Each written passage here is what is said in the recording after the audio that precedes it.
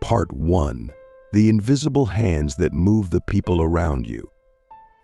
Have you ever felt like someone in your life suddenly changed, like they were one person yesterday and a completely different energy today? Have you ever walked into a conversation feeling grounded, only to leave it drained, confused, or consumed by self-doubt? These moments are not always random. In the spiritual world, subtle forces are constantly at play, and one of the most misunderstood truths is this: demons don't always come as shadows in the night.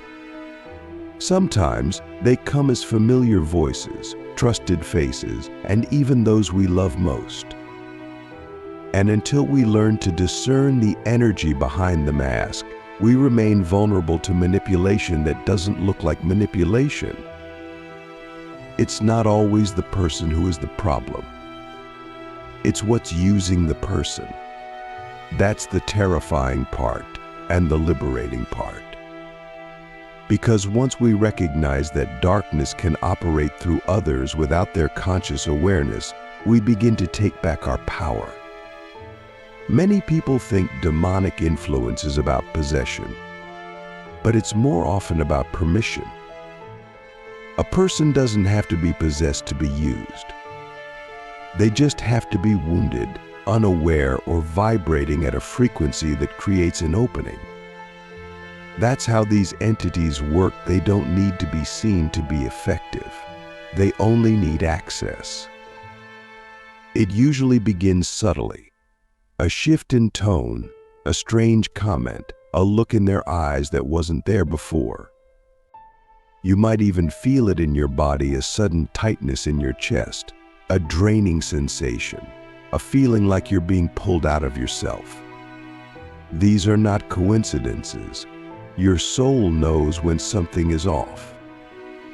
But society trains us to ignore our inner knowing in favor of politeness, logic, or emotional attachment. And that's precisely how these forces work. They exploit your empathy, your loyalty, your desire to see the best in people. Click subscribe to this channel to get more profound insights. Ask yourself this: has someone ever spoken to you in a way that made you question your path, your worth, your sanity right after you made a powerful spiritual breakthrough? That's not random. That's a pattern. Demonic forces often use people close to you right after you've elevated, healed, or broken through something important. Why? Because they can't reach you directly. Your light is too strong. So they find the nearest open vessel and speak through them.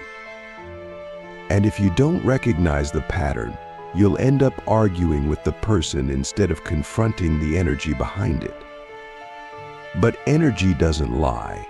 People might not even remember what they said to you. They might brush it off or act like you are overreacting. That's because they were never fully present in that moment. Something else was. Something that knew exactly how to reach you. It's not about fear. It's about awareness. Once you start to see the pattern, you will never unsee it. You will begin to notice how, right before a major life decision, someone suddenly plants a seed of doubt. Or right after a deep meditation, someone calls you just to vent chaos and confusion into your field. This is not random. This is spiritual warfare hidden in plain sight. You have to understand, demons are not just ancient mythologies. They are conscious energy forms that thrive on disruption, confusion, and emotional chaos. And they are highly intelligent. They don't need to scream or throw furniture across the room. They can derail your entire purpose with a single sentence whispered through the wrong person at the right time. That's how they operate. Not through brute force, but through precision. Through the people who are closest to your heart, because that's where your guards are down. And this is where the real test begins. Not in identifying who is bad or good, but in learning to read the energetic signatures behind the words, the actions, the timing. Because the people being used are often not aware of it. They are not evil. They are unaware. And that's why this requires spiritual maturity. You cannot walk this path with a victim mindset. You must rise into mastery, into discernment, into the uncomfortable power of seeing what others refuse to see. Can you love someone and still guard your energy from what's using them? This is where boundaries become sacred. Not just physical boundaries, but energetic ones. You must learn to feel when your frequency begins to shift during a conversation. Do you feel energized, expanded, safe? Or do you feel anxious, small, disconnected from yourself? That's the real test. Not what they say, but what your soul feels. Your body is a divine instrument, and it will always tell you the truth if you dare to listen. One of the most dangerous traps is spiritual gaslighting. When someone close to you begins to question your spiritual path, not out of curiosity, but with subtle ridicule or disguised concern. Are you sure you're not going too far with this? You've changed, and not in a good way. Why don't you just be normal again? These phrases may sound harmless, even caring, but behind them is often an energetic agenda. A force that does not want you to remember who you are. A force that fears what your awakening will unlock. You have to stay alert, not paranoid. There is a difference. Paranoia is fear-based. But alertness is soul-based. It's the knowing that not everyone who smiles at you is for you. And not everyone who challenges you is against you. The key is energetic alignment. You must measure people not by their words, but by their impact on your frequency. Does this person bring clarity or confusion, expansion or contraction, peace or anxiety? The energy doesn't lie. Another tactic these entities use is distraction.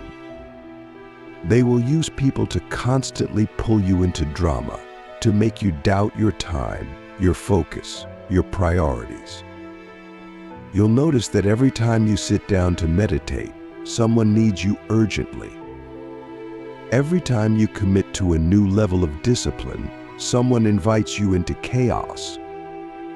Every time you detach from toxic cycles, someone shows up with an emotional emergency. This is not normal life. This is spiritual resistance. And you must treat it as such. Let me ask you something deeply uncomfortable. Who in your life consistently pulls you away from your higher self, and why have you allowed it? This is not about blame. This is about responsibility. Because the truth is, most of us are addicted to the distractions. We are addicted to the very energies that delay our evolution. Why? Because staying small is safer. Because being derailed means we don't have to face the terrifying power of our own destiny. But you are not here to stay small. You are here to awaken. An awakening requires warriorship. Not the war of aggression, but the war of awareness. You must become the observer of your own life. Watch the patterns. Observe the timing. Who shows up when you're about to level up? Who disappears when you speak your truth? Who suddenly turns cold when you stop being who they want you to be? These are not coincidences. These are clues. And your job is to follow them not with bitterness, but with clarity. There's a moment on the spiritual path where you realize that your greatest enemy is not outside you, it's the part of you that still wants to be liked more than it wants to be like. Free. Demons exploit that part.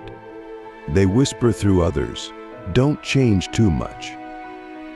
Don't shine too bright. Don't leave them behind."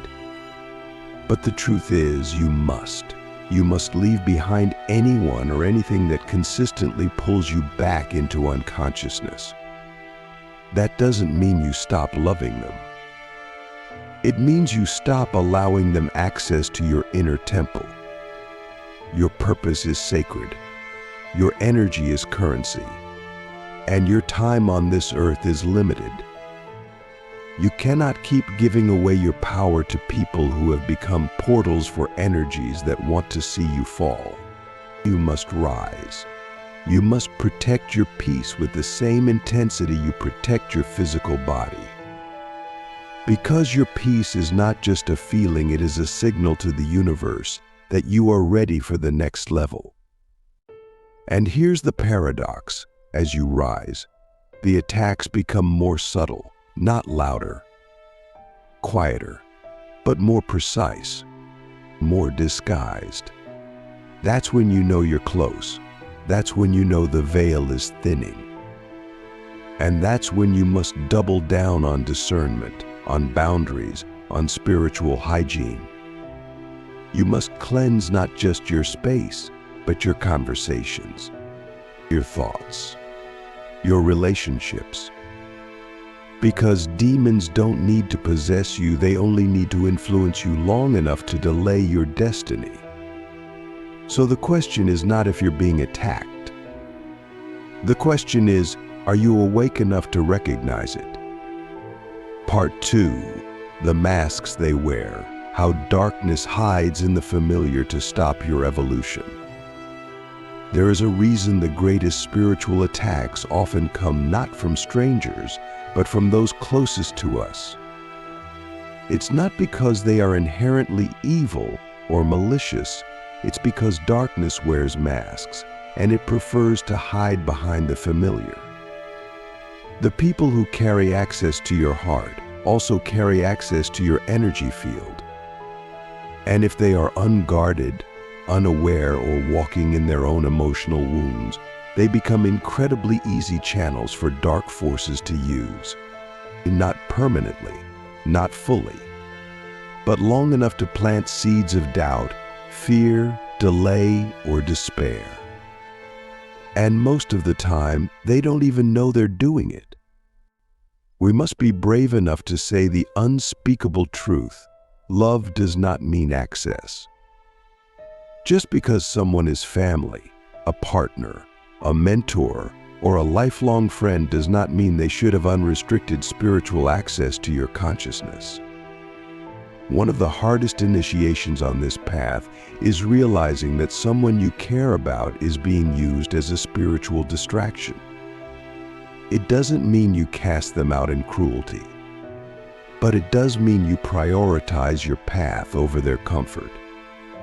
And that's the exact space where demons test you, because they know your loyalty can become your leash. How do demons hide in the familiar? They exploit trauma. They use emotional history as a backdoor. If someone from your past knows your weaknesses, your triggers, your soft spots, and they themselves are walking in unhealed wounds, those become spiritual entry points. Suddenly, a simple conversation becomes a subtle attack. Their casual comment slices into your confidence. Their silence echoes louder than words. Their sudden mood changes pull you out of alignment. You feel it, but you ignore it. Why? Because they didn't mean it. But spiritually, it still landed. The truth is, spiritual attackers rarely look like attackers. They look like the friend who always reminds you of who you were, never who you're becoming. The partner who subtly mocks your spiritual growth. The parent who calls you weird for meditating or reading sacred texts. The coworker who jokes about your energy work like it's fiction. These are not just random comments. These are energetic interferences. And when you don't name them, they accumulate. Over time, they chip away at your clarity, your confidence, your momentum. Have you ever noticed how certain people only show up when you're about to make a breakthrough? Sometimes it's with drama. Sometimes it's with neediness. Sometimes it's with a crisis that demands your attention. And you, being the empath, the healer, the one who feels deeply, drop everything to help. But what if I told you that some of those moments are orchestrated not by the person but by the energy using them? You must learn to observe the pattern, not just the person, because demons are masters of timing. They know when you've just healed something big. They know when you've just received a divine download. They know when you're on the verge of making a choice that will elevate your entire vibration. And that's when they strike. Not with horror movie theatrics, but with carefully placed distractions. Or a phone call, a sudden argument, a wave of self-doubt that mysteriously appears after a conversation. They don't need to stop you completely. They just need to slow you down. Delay is their weapon. Because delay leads to doubt, and doubt leads to detachment from your divine path. So what do? We begin by taking radical responsibility for how we allow others to influence our energy. We stop giving people a spiritual pass just because they mean well. Good intentions do not cancel out energetic impact. And the sooner we accept that, the sooner we reclaim our sovereignty. You must protect your energy like your life depends on it, because in many ways it does.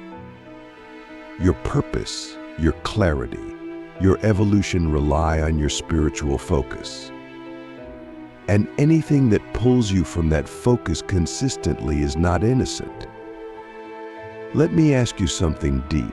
Who in your life do you constantly make excuses for, even when you feel drained, manipulated, or confused after interacting with them? Why have you continued to allow that pattern?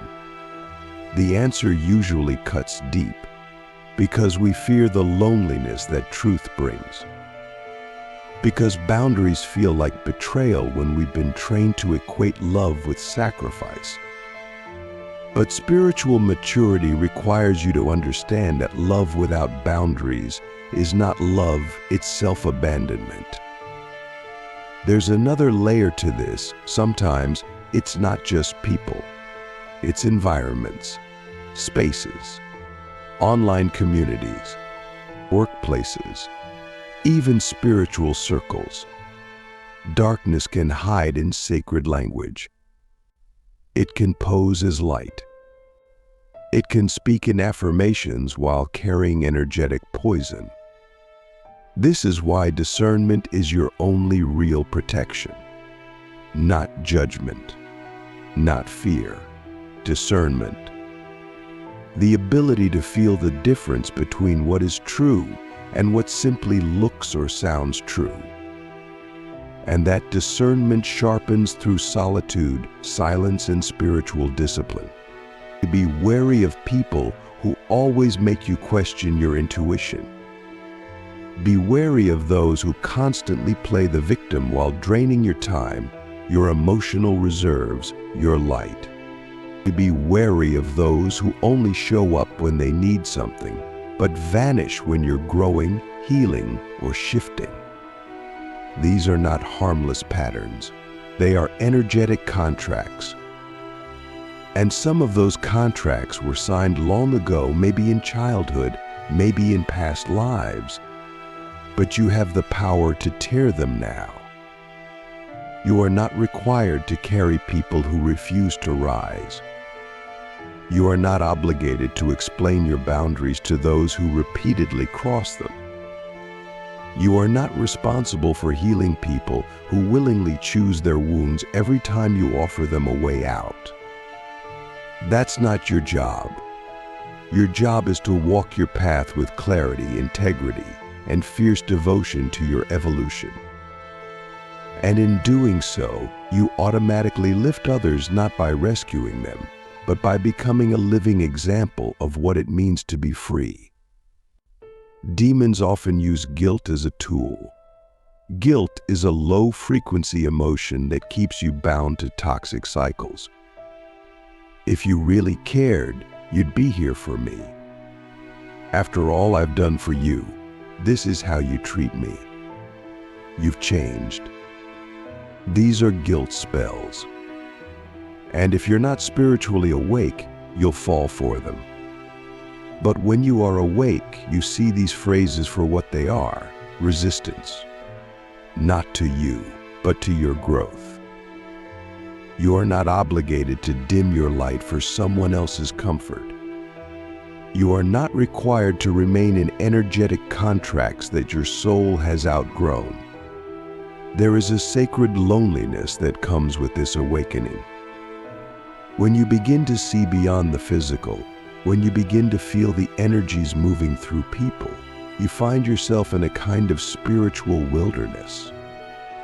You can't pretend anymore. You can't unsee the truth. And sometimes, the cost of that truth is connection. But solitude is not punishment. It is purification. It is the sacred fire that forges the higher version of you. And once you walk through it, you no longer fear being alone because you realize you were never truly alone. You are surrounded by guides, ancestors, protectors who walk with you in the unseen.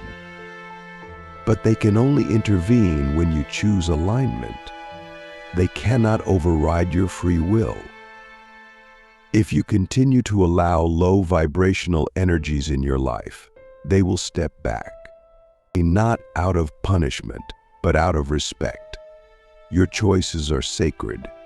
Your discernment is your signal to the divine.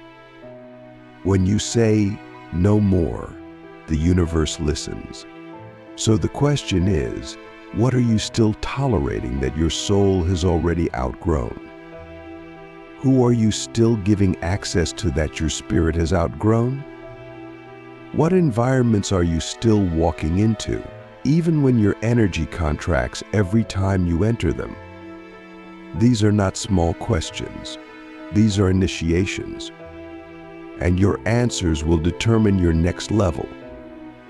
You must become unapologetic about your evolution. Yes, it will make others uncomfortable. Yes, it will trigger their wounds. Yes, some will call you arrogant, cold, or selfish. But you are not here to be understood. You are here to be aligned. You are not here to be liked. You are here to be liberated. And liberation often looks like walking away from everything you once thought you needed.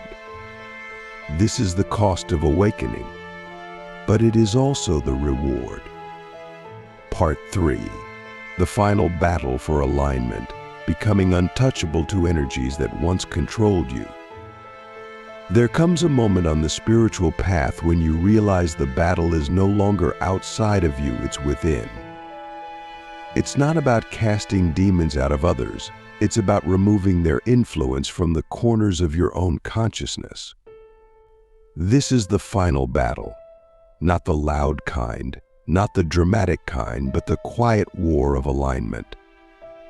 When you reach this level of awareness, the enemy doesn't come with horns or shadows.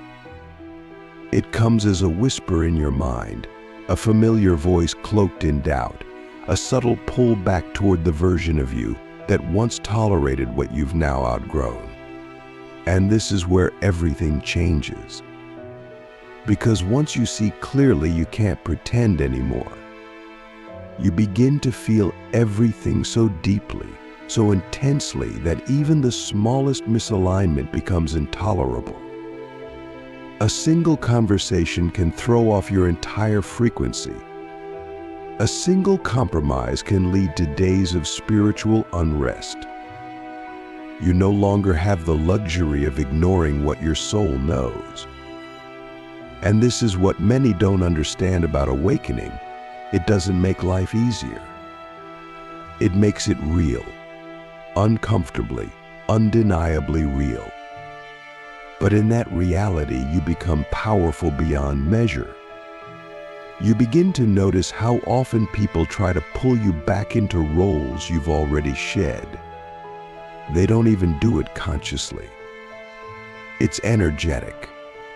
They speak to you with old language, expecting the old responses. But you're not that version anymore. You've died and been reborn in silence, through tears, through fire. And now, you're no longer available for half-truths, for fragments, for spiritual crumbs. You want the whole thing, the full alignment, the full presence, the full purpose. And anything less feels like poison. This is when people begin to fall away.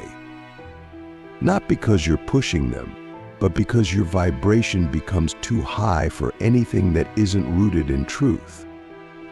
And yes, it will hurt. At first. But then it becomes liberating. Because you realize you were never truly connected to those people, you were entangled with them. And there's a difference. Connection uplifts.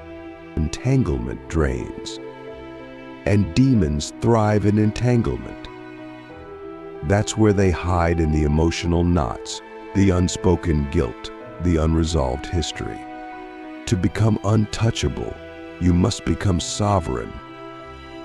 That means your energy belongs to you and no one else. Not your past, not your trauma, not your family's expectations, not society's projections. You reclaim every piece of yourself that you gave away to be accepted, to be loved, to be safe. This reclamation isn't loud. It's not a performance. It's a sacred, internal shift. A moment when you say, I no longer betray myself for access, approval, or attachment. And in that moment, something extraordinary happens. The forces that once pulled you, poked you, manipulated you can no longer reach you.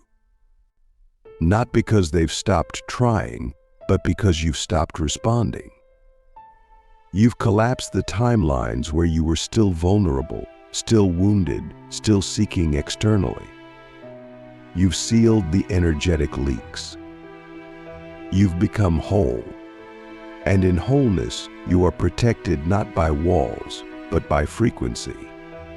This does not mean you become perfect. It means you become aware. You recognize when your energy dips. You feel when your vibration is being tampered with. You notice when old patterns try to re-emerge. And instead of spiraling, you shift. You breathe. You return to center. You don't argue with the lower forces. You don't explain yourself. You simply rise, and in doing so, you become unreachable to anything that thrives in your former fragmentation. The power of stillness becomes your weapon. You no longer react to every provocation. You realize that not every conflict is worth your energy. Not every invitation to chaos deserves a response.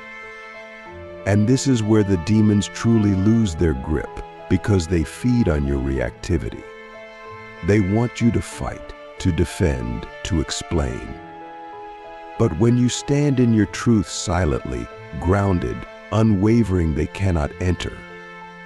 They have no door.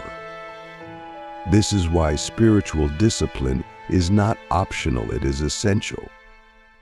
Meditation, breath work, energy clearing, fasting, solitude, these are not trends. They are technologies for spiritual war. Every practice you commit to sharpens your discernment, strengthens your field, and raises your frequency. And the higher your frequency, the more you become invisible to the lower realms. They can see you, but they can't touch you. They can whisper, but they can't enter. You've become a sealed temple. But let me ask you this, are you willing to be that disciplined? Are you willing to sacrifice comfort for clarity, validation for vision, distraction for devotion? Because this is the real cost of becoming untouchable. You lose access to the world's noise, but you gain access to your soul's voice. You stop chasing shadows and start embodying light. But light, real light, is not passive. It's fierce. It disrupts. It exposes. And it demands your full presence. You begin to realize that everything is energy. Every word, every action, every thought is either a spell or a prayer. You become mindful of how you speak, what you consume, who you allow into your field. You no longer tolerate anything that feels off, not because you're judging, but because you're protecting sacred ground. You've worked too hard to remember who you are. You've come too far to let anything pull you back into amnesia. And slowly, something beautiful happens. You attract differently. People who are aligned with your soul begin to appear quietly, organically. These are not attachments. These are reflections. They don't need to drain you. They don't need to fix you. They walk beside you, not because they need something from you, but because they see you. And in that seeing, there is no agenda, just resonance. You become a lighthouse, not by trying to save anyone, but by simply being. Your presence activates others. Your silence speaks louder than noise. Your peace becomes contagious. And even when the darkness tries to creep in, it finds no opening. Because you've become a living boundary, a walking frequency of truth. And demons cannot dwell in truth. They dissolve in it. You realize the final lesson. It was never about fighting demons. It was about remembering who you are. The moment you remember, they lose access. The moment you align with your divine essence, they are forced to retreat. Because they can only operate where there is fear, confusion, or fragmentation. But when you are whole, when you are clear, when you are devoted, they cannot survive in your atmosphere. So I ask you now, from the deepest place within, are you ready to stop negotiating with energies that were never meant to walk with you? Are you ready to become so spiritually aligned that the very forces that once derailed you now flee from your presence? Because that's the path. That's the calling. That's the cost. And that, beloved, is the freedom.